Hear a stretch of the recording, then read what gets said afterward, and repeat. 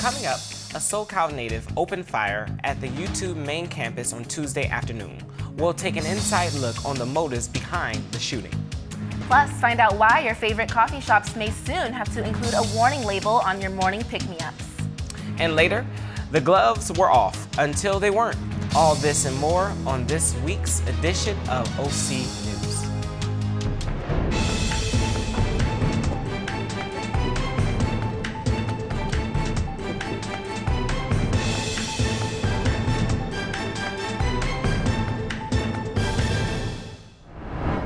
Welcome to OC News. I'm Tyra Majors. And I'm Larry Junis. OC News is brought to you by the broadcast journalism students here at Cal State Fullerton. 38-year-old YouTube Nassim Nahafi Adum shot and wounded 3 people at YouTube's headquarters in San Juan, Bruno. After opening fire, she shot and killed herself on the scene before police could catch her. Adhim was reported missing in San Diego, days before the incident. Police discovered her 30 miles southeast of YouTube's headquarters.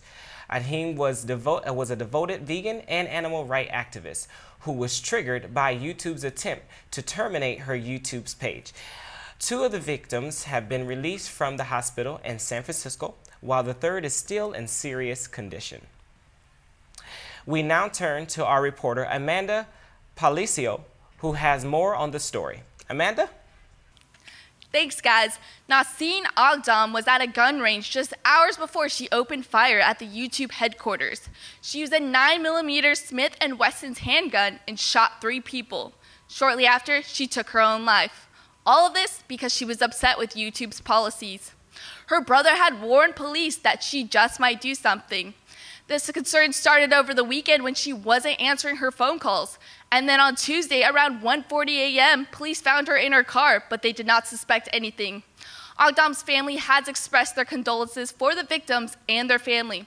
Reporting from Fullerton, I'm Amanda Palacios with OC News. Back to you guys in the studio. There were many losses around the world this week, one being a famous activist from South Africa. Angry protests in Asia resulted in 8 people killed. And Trump once again criticizes a symbolic march to the U.S. border. We go to Regina Yerita, who has the top news from around the world. Regina?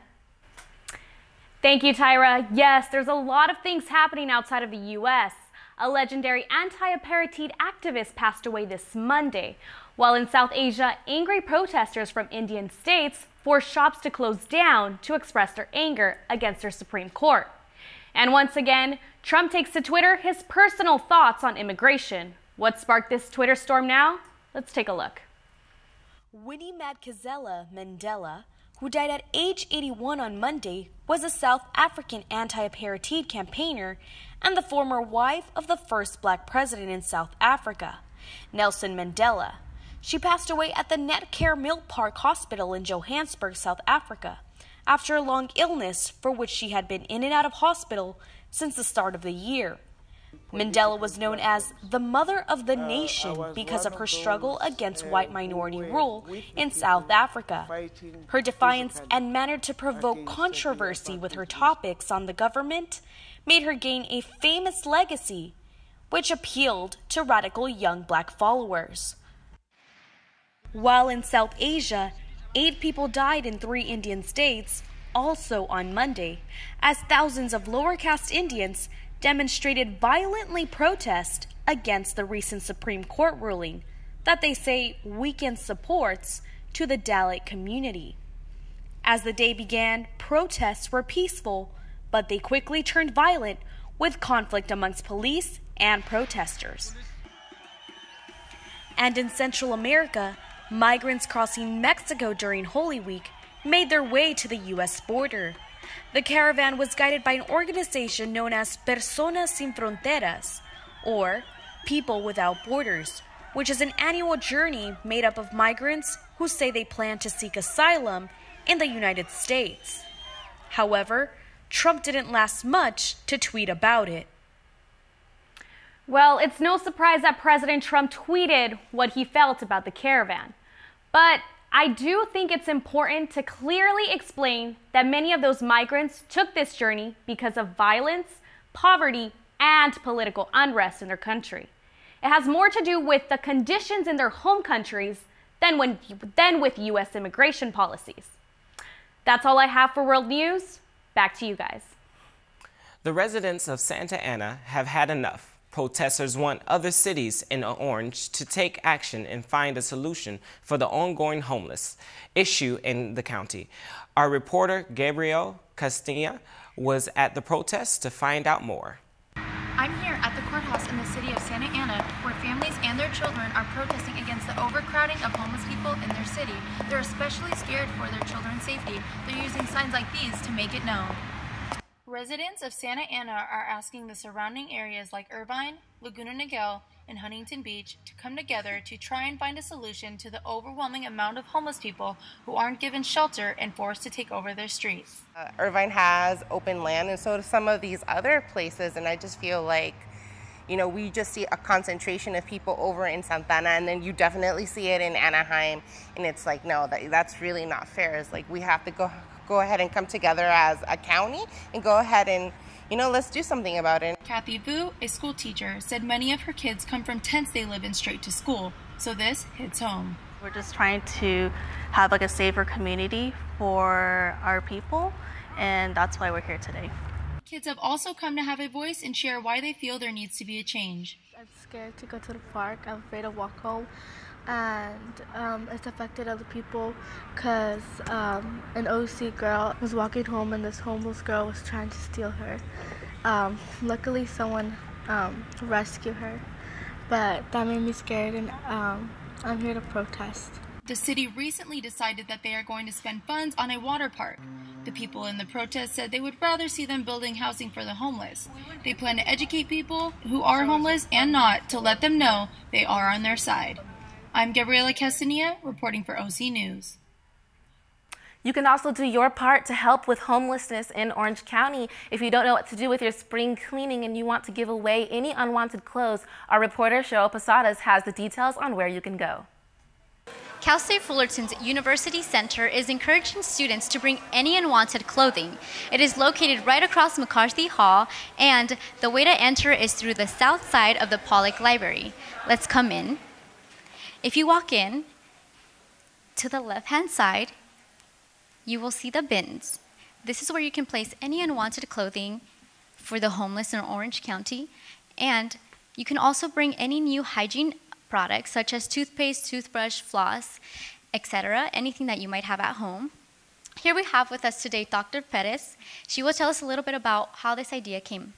It was actually one of our students, Andrew Nguyen, who came to me and asked if we could please put the bins out, and I said of course. He works for UC Irvine Health and explained the need to me, and we're happy to support. Oh, yes.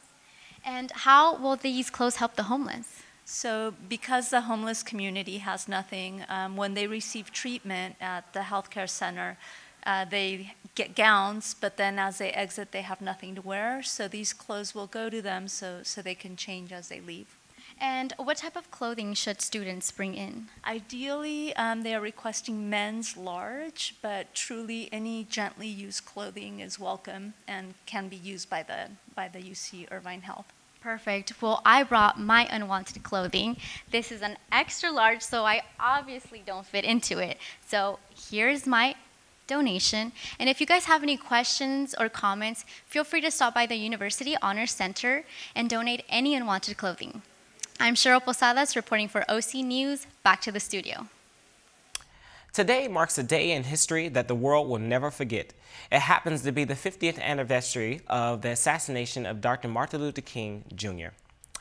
The tragedy changed the face of our nation. There are few who rose above adversity and were able to speak about civil rights issues en masse. If it had not been for Dr. King, the advancement of the civil rights movement may not have moved forward in the way that it did.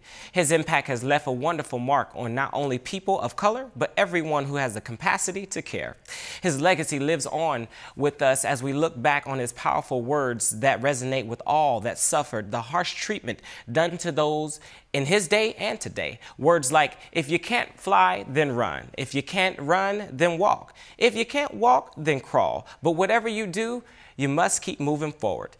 And may I add, thank God we are all free at last. Coming up, ever heard of a tattoo that talks?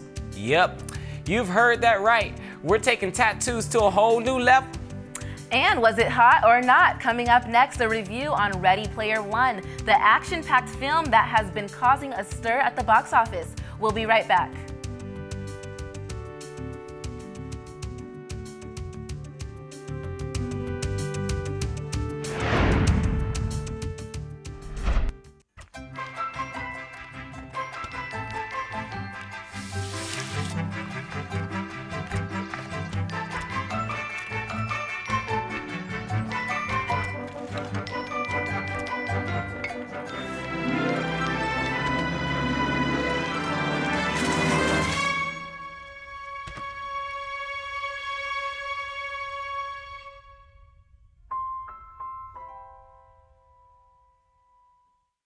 Now, if you live in California, your next cup of coffee could soon come with a cancer warning label. Yes, you heard it right. Coffee may lead to cancer. Let's take a closer look at this chemical inside that morning cup of joe that is stirring up some serious controversy. Shannon McKercher has an update on the lawsuit.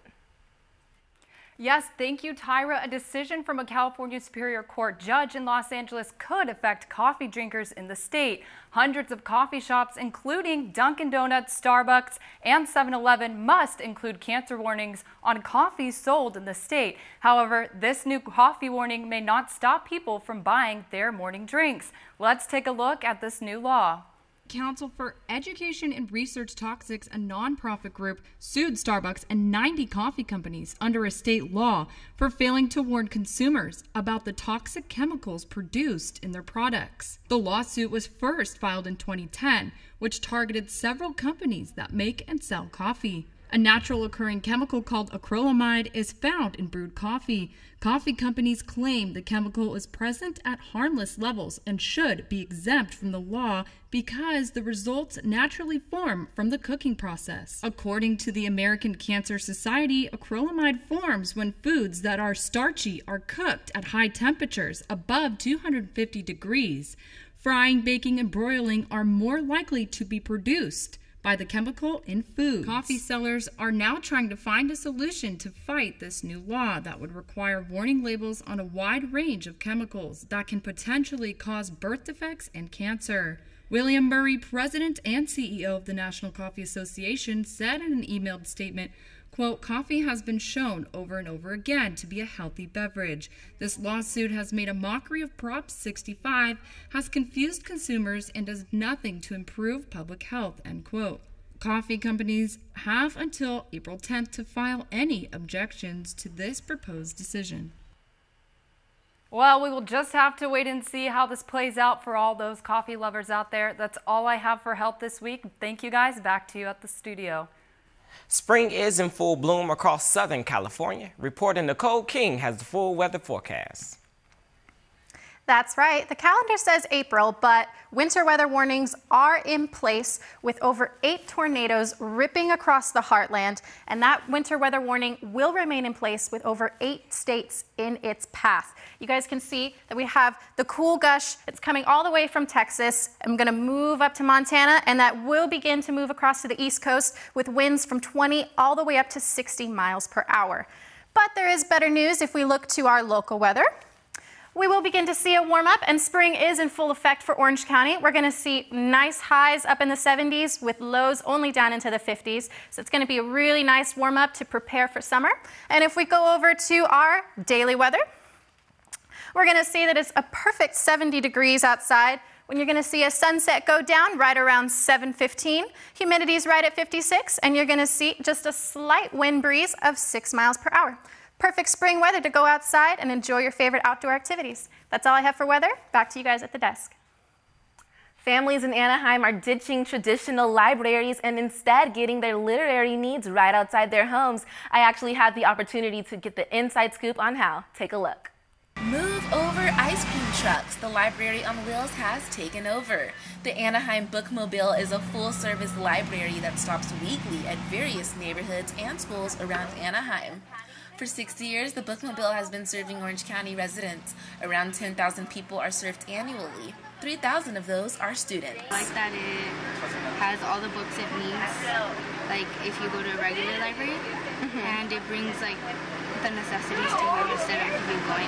The bookmobile has materials for people of all ages, books, movies, encyclopedias, fun for the whole family. The bookmobile is especially helpful to families who don't have access to an actual library or transportation. The bookmobile is an awesome resource for kids in all our neighborhoods in Anaheim. They might not be able to get to one of our libraries, and this brings the library right to them. So it's a really great opportunity for kids to get books and videos and magazines and interact with our staff on a weekly basis. Fish!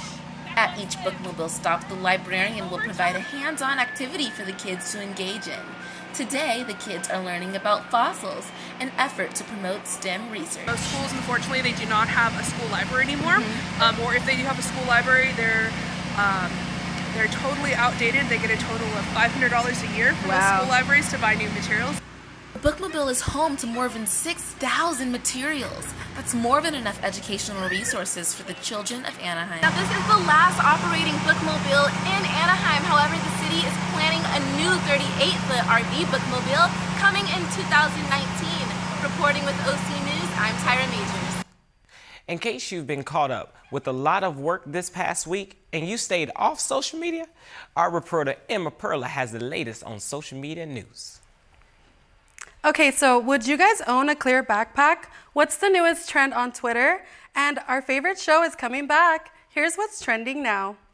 Thousands of clear backpacks were given out at Marjorie Stoneman Douglas. The students joked on Twitter, "Wow, I feel so safe with my clear backpack." They also tweeted that going back to school felt like going through an airport. Now that the students are back from spring break, only clear backpacks will be permitted as a safety measure. Everyone knows you only get to wear your prom dress once, and prom dresses can be really pricey. Many women are lending out their dresses through Twitter. It all started with a simple tweet from Mika Riddick of Glen Burnie, Maryland. She tweeted a picture of her sparkly dress, offering to lend it to anyone going to a prom. She also offered shoes and a makeup artist. Good news, Riverdale fans! The show just finished taping its second season, and the cast just couldn't wait to announce they're coming back for a third one. The tight-knit cast took to Instagram to share their excitement. Looks like we'll be seeing more of the Mark Consuelos and KJ Appa's bromance.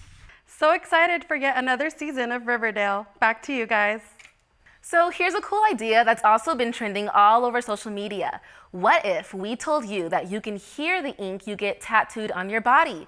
Well, thanks to a revolutionary technology, tattoos now carry audio. Our reporter, Jessica Cardenas, has the insight. Forget about yesterday's body ink trends.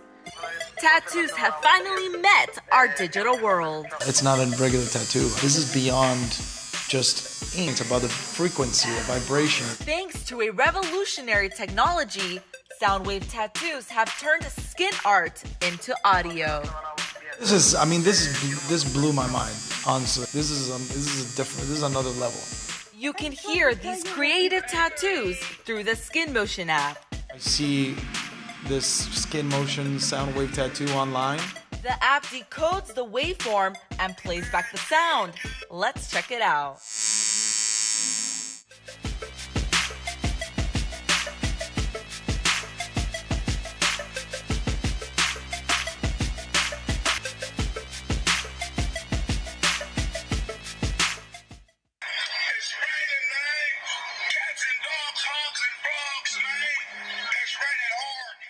Mila has been one of the many who has joined this technological movement.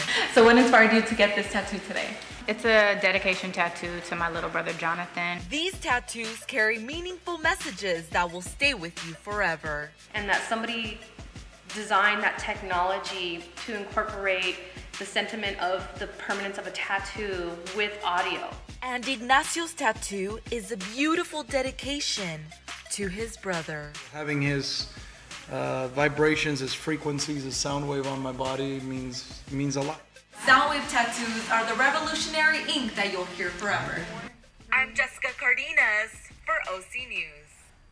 That is just so cool to me. Okay, I have to ask you. Yes. If you can have any tattoo that you can hear on your body, what would you get? I'm gonna get a big old burger right here on my chest, okay? And as soon as you do the audio, it's gonna go bow chicka wow wow. That's what I wanted to say. Okay, that's so random, but I can vision that. Okay. Big old burger, it's right there. Okay, that's a good idea. But K-pop mania is taking over the charts here at home. But what is all the fuss about? And right now, this field is empty, but this weekend it's going to be packed with attraction and people. Stay tuned to find out.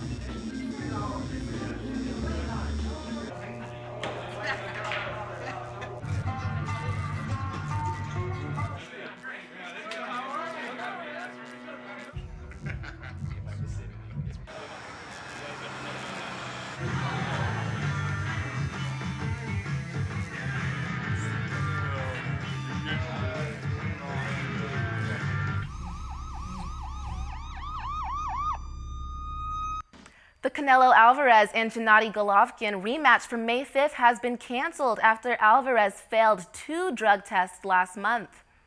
The boxer's team released a statement saying that Alvarez's positive test was, quote, consistent with meat contamination that has impacted dozens of athletes in Mexico over the last years, end quote. HBO still plans to put Golovkin, also known as Triple G, on pay-per-view that night against an undetermined opponent. MGM International began offering full refunds for the canceled fight at T-Mobile Arena. Yeah, and it's not only the fans that are upset, actually, about the fight being canceled. Yeah, my man 50 Cent is upset too. And when you upset 50 Cent, yeah, you're on a whole nother level right there. He quoted hashtag shake my head to the fight. So, At least they're getting refunds. That's good, that's good. All right. The new and improved House of Blues in Anaheim is home to some great art, and we aren't just talking about the music. Our reporter Mark Camille takes us into what it's all about. The House of Blues in Anaheim is a hot spot for great concert experiences here in Orange County. Here you can wine, you can dine, and you can dance the night away to your favorite artist. What many people don't know, however, is that the House of Blues in Anaheim is home to one of the largest collections of folk art on the West Coast. Artifacts such as signs have been brought in from different places, such as the old location in downtown Disney and the Hollywood location that closed down a few years ago. They also reached out as far as New Orleans and India for sculptures and art pieces, bringing in a very unique look and feel to the venue. Tom Blair, a manager here at the restaurant at the House of Blues, tells us about one of his favorite pieces in the location. This piece behind me right here is one of the most popular pieces in the House of Blues at Anaheim. The guests really love the story behind this piece.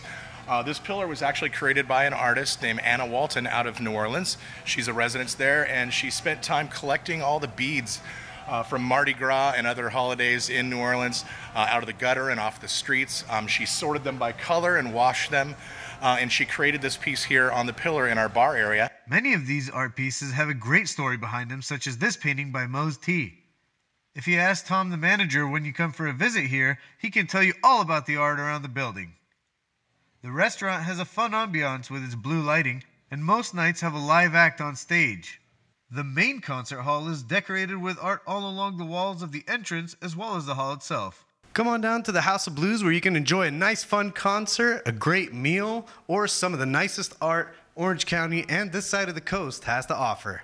I'm Mark Jamali with OC News. Back to you. To keep you up to date with all the celebrity news, reporter Jory is here with this week's entertainment. This week in the celebrity world has been crazy. There's been heartbreak, lying, and even biting. This and more coming up on this week's entertainment. The question on everyone's mind is, who bit Beyonce? Girls Trip star Tiffany Haddish spilled the tea in her GQ interview that an actress came up to the Queen Bee and bit her in the face. When Tiffany wanted to confront the actress, Beyonce told her, "That bitch is on drugs. She's not even drunk. She's not like that all the time. Just chill."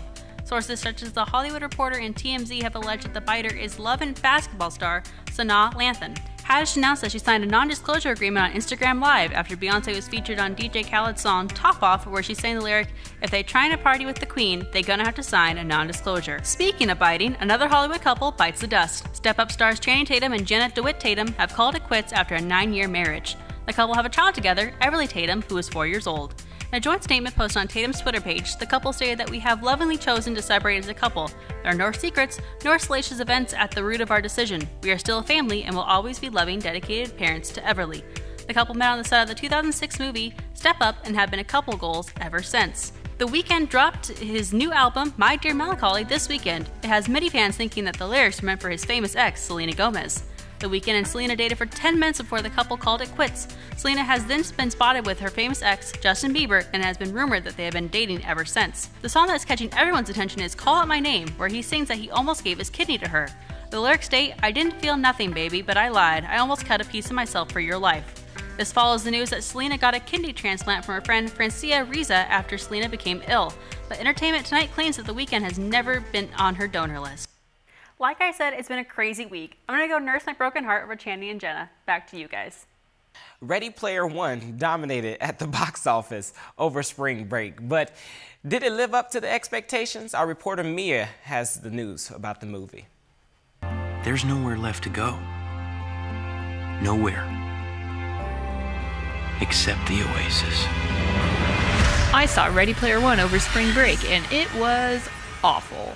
Do you like all things 80s or anything nostalgic? Well, then this movie's for you. But do you like interesting dialogue and engaging characters? Then this movie isn't for you. So the new film directed by Steven Spielberg is just overstuffed with pop culture references that come at you at every single angle. The story is set in the near distant future of 2045, where the Oasis, a virtual reality device, rules over everyone's lives. The creator, James Halliday, a very weird, avid pop culture nerd, has created an Easter egg hunt, and the winner will own the company. Wade Watts, a very boring, emotionless protagonist, seems to be the only one who can figure this puzzle out. Story-wise, the movie seems to lean heavily on references to keep the audience moving along. But in reality, the story is just another David and Goliath situation with the chosen one trope, something we have already all seen before. The movie doesn't take time to flesh out any of its characters because it's way too busy trying to throw at you as many references as it can. Because of that, all the characters turn out bland and one-dimensional.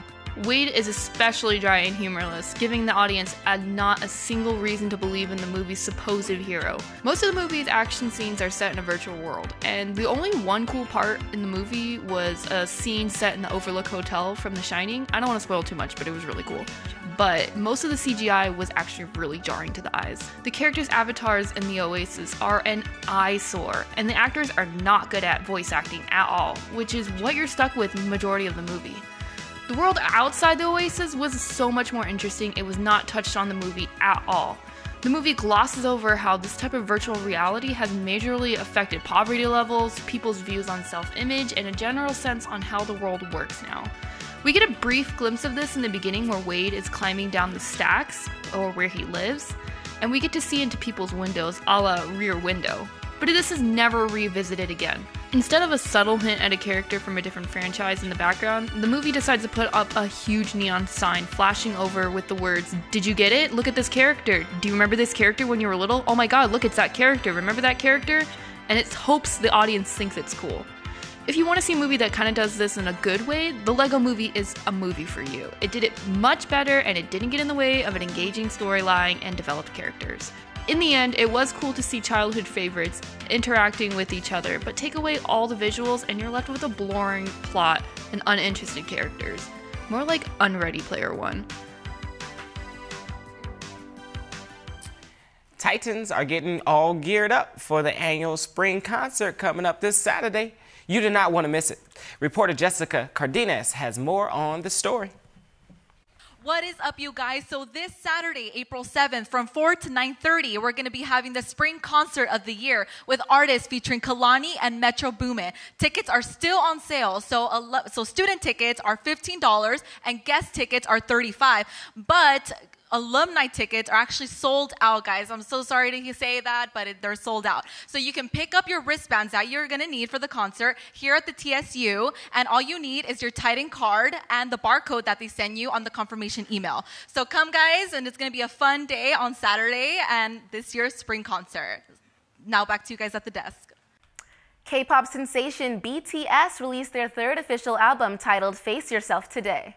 The Korean boy band has already reached number 5 on the Japanese iTunes chart, is top 10 in 64 countries, and remarkably, the album sits at number 3 on the US download charts. Last year, they were revealed to be the most tweeted about celebrity. Face Yourself is available on Spotify, Apple Music, and Google Play. Are you excited about spring concert? I am. There's going to be some good people there performing. Metro Boomin. But that's it for OC News today. Remember, you can be a part of the conversation by following all of our social media platforms at OC News CSUF. I'm Tyra Majors. And I'm Larry Junis. See you guys next week.